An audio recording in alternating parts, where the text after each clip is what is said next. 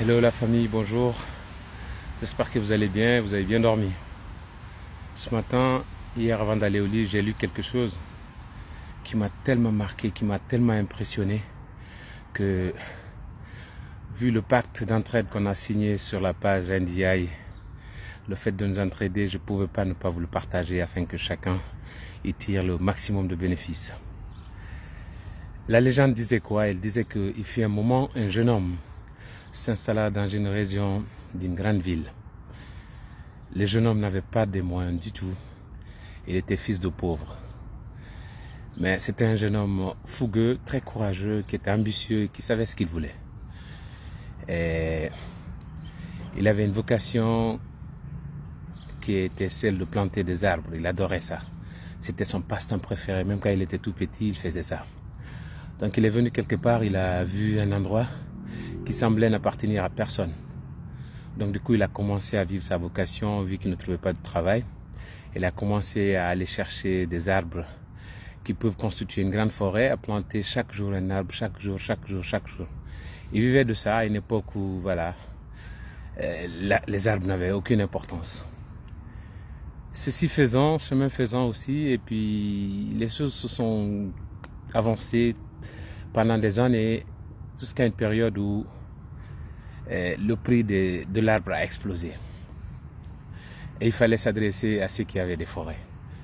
À cette époque-là, le jeune homme avait grandi, il vivait de ça maintenant, il y avait des gens qui venaient lui acheter des arbres, il coupait, il vendait. Et donc son business était devenu tellement lucratif qu'il est devenu riche. Mais à chaque fois, il était très malin, c'était un très bon entrepreneur, il était très malin. À chaque fois qu'il vendait quelque chose, il allait racheter des choses pour venir racheter du terrain et rajouter à celui qu'il avait déjà. Et il plantait des arbres, il continuait à planter des arbres, il continuait jusqu'à ce qu'il ait eu une immense forêt. Il est devenu énormissime. Elle est devenue énormissime, la forêt. Elle est devenue très très riche parce qu'il avait des liens maintenant de partenariat avec même le gouvernement et tout ça. Tout le monde s'adressait à lui pour ses besoins d'arbres. Et voilà, il est devenu riche. Qu'est-ce qu'il voulait aussi faire? Il s'est marié. Et dans ça, il eut deux garçons. Quand ces garçons étaient petits, il les prenait à chaque fois qu'il plantait ses arbres parce qu'il n'a jamais arrêté. Il avait même des employés maintenant qui l'aidaient à planter des arbres. À chaque fois qu'il avait les moyens, chaque fois qu'il avait une rentrée d'argent, il allait racheter des arbres pour venir planter. Donc ses enfants l'ont vu faire ça. Il grandissait dans le luxe parce que leur père avait de quoi les nourrir et de quoi leur permettre de mener cette vie de luxe. Et quelques années après, il a appelé son premier garçon qui était en âge de comprendre les choses. Il a dit: qu'est-ce que tu voudrais devenir dans la vie? Parce que les choses de la vie ne sont jamais données. Ton père, il est parti de rien, mais aujourd'hui il est riche, mais j'aimerais bien que tu me dises ce que tu veux faire dans ta vie. Le gamin, il dit: papa, moi je veux être riche. Il a dit: être riche, c'est pas un métier, mon fils. Il faudrait que tu fasses quelque chose que tu aimes pour devenir riche dans ta vie. Il a dit: alors, quoi que je devrais faire pour être riche, je le ferai, papa. Je suis engagé à le faire, même au prix de ma vie. Son père dit: ah, ok, c'est bien, je vois que tu as hérité ça de moi. Il laissa les années continuer à couler, et puis voilà, il appela le petit aussi. Il a dit: mais qu'est-ce que tu voudrais devenir? Il a dit: papa, moi je voudrais être comme toi. Vous savez, quand on a réussi, on devient même le modèle de nos enfants, même quand on a échoué, mais bon. Autant réussir et devenir un modèle que d'échouer et être le modèle de son enfant aussi, quoi, parce que personne ne veut transmettre la médiocrité à ses enfants. Donc celui-là lui disait la même chose. Il dit: papa, moi j'aimerais être comme toi, je veux être riche. Il a dit: ah, tu sais que la richesse, c'est un prix. Tout ce que j'ai acquis là aujourd'hui, je ne l'ai pas acquis en ayant la vie que vous avez, sinon peut-être je serais devenu un fainéant.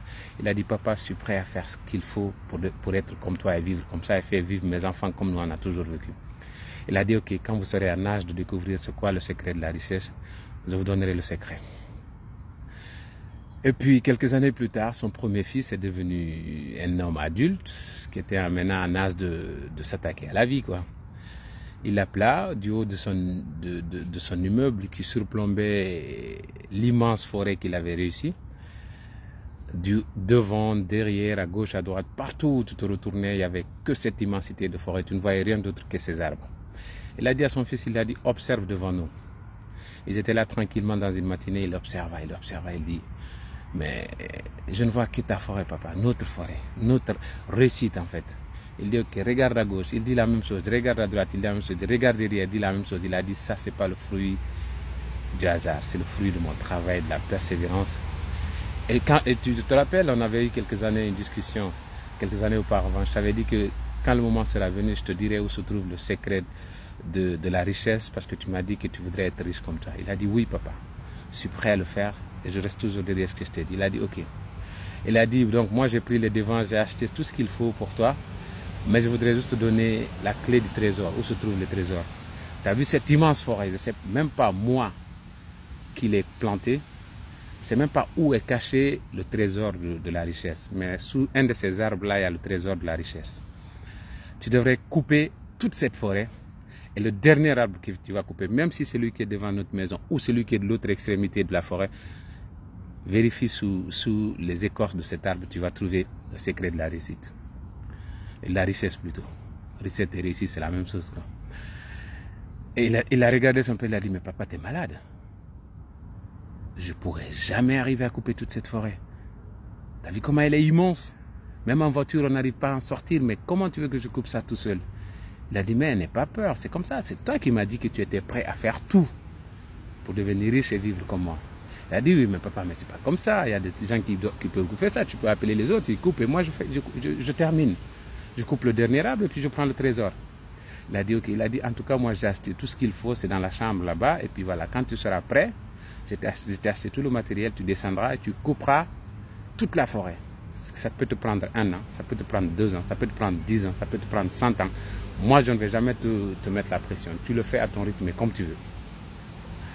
Il a dit, il est rentré, il a laissé son père mine serrée, il a dit, mais il est malade celui-là. Il a dit ça à sa mère. Ok, quelques semaines se sont écoulées et le gamin ne faisait toujours rien. Son père a remarqué ça. Il a appelé son jeune frère, il a dit, tu es aussi en âge maintenant de comprendre les choses. Tu m'avais dit un jour, tu te rappelles que tu étais prêt à tout pour devenir riche comme moi et le secret de la richesse, il fallait que je te le donne au moment venu. Il a dit, oui papa, et je reste toujours fidèle à ce que je t'ai dit. Il a dit, ok, tu as vu cette forêt immense là? Il dit oui.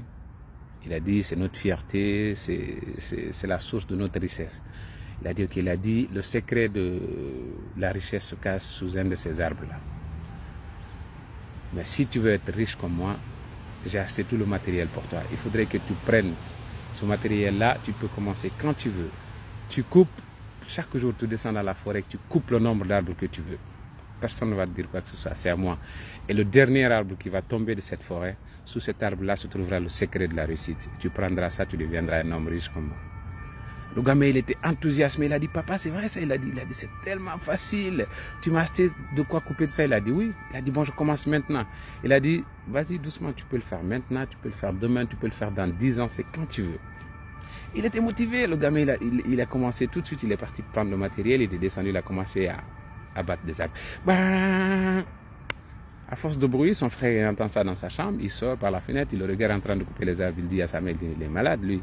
Comme moi, je n'ai pas pu faire, je n'ai pas voulu faire, papa lui a dit de faire. Lui, il va s'attaquer à une forêt aussi immense, il va y passer sa vie. Et le père, voyant ça, il voit que son Benjamin, le dernier gamin, il va abattre toute la forêt. Chaque jour, il venait, il disait, papa, aujourd'hui, j'ai coupé encore plus d'arbres. Il dit, ok, il n'y a pas de problème. Tout le monde était étonné pourquoi il abattait tous ces arbres-là. Il a dit, bon, ok, aujourd'hui, tu ne vas pas couper. Appelle ton frère, tu vas venir ici, je vais vous parler. Il a appelé des jeunes hommes, il les a dit, bon, il a dit au premier, pourquoi tu n'as jamais voulu faire ce que je t'ai dit? Il a dit, papa, mais sois réaliste.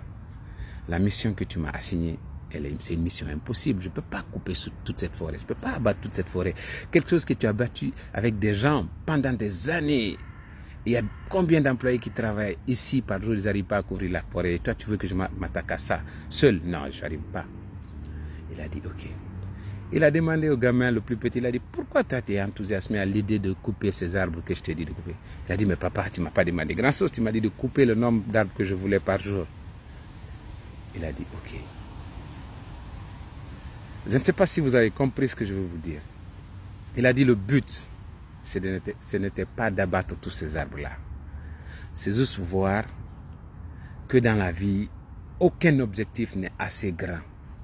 Aucune limite n'est assez haute pour nous, pour atteindre nos objectifs. Parce que le premier gamin à qui le père a dit d'abattre la forêt, il a oublié une chose, il a oublié que la forêt, c'était une composition d'arbustes. Un arbre plus 2 plus n plus n plus 1, c'est ce qui rendait cette forêt aussi immense. Donc en s'attaquant à cette forêt arbre par arbre, quel que soit le temps que ça prendra, un jour tu finiras par abattre le dernier arbre.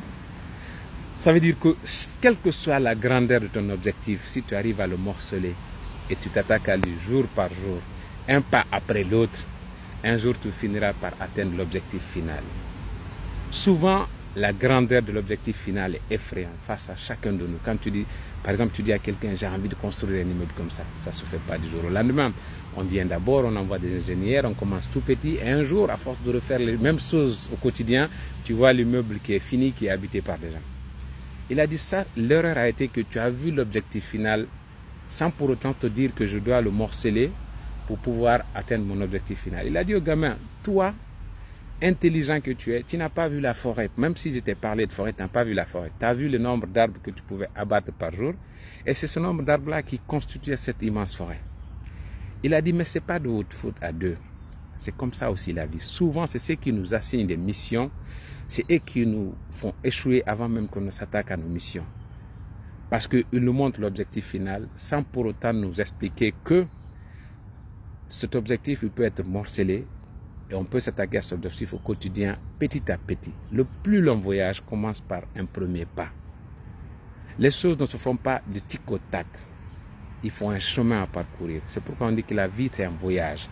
La réussite c'est un combat.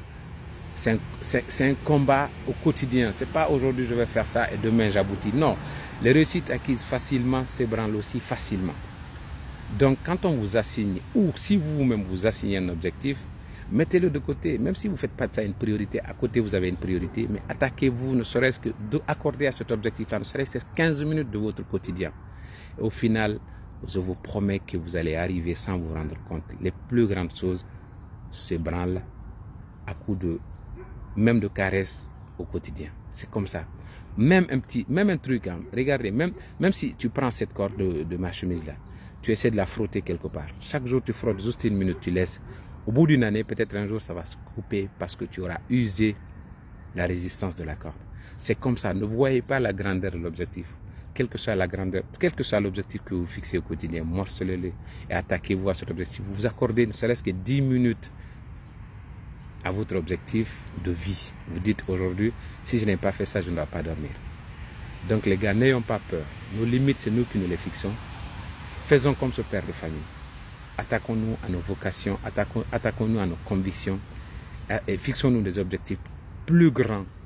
Et une fois qu'on les atteint, poussons encore la balle plus haute. Je voulais partager ça avec vous parce que je ne sais pas la situation dans laquelle vous êtes. Vous dites peut-être que ce que vous visez est impossible. Rien n'est impossible dans la vie. Attaquez-vous à ce que vous visez petit à petit. Petit à petit, un jour, ça finira par arriver. La vie, on dit souvent, on est le résultat de ce qu'on répète au quotidien. Répétons les bonnes choses, on devient une bonne personne. Ok? Merci la famille et partagez ça pour pouvoir aider d'autres qui pensent qu'ils ont des objectifs très grands et qu'ils ne pourront pas atteindre. Si vous pouvez les atteindre. Ici c'est NDI, on partage le bonheur pour que chacun de nous ait le maximum de réussite dans ses objectifs finaux. Merci la famille et belle journée à vous.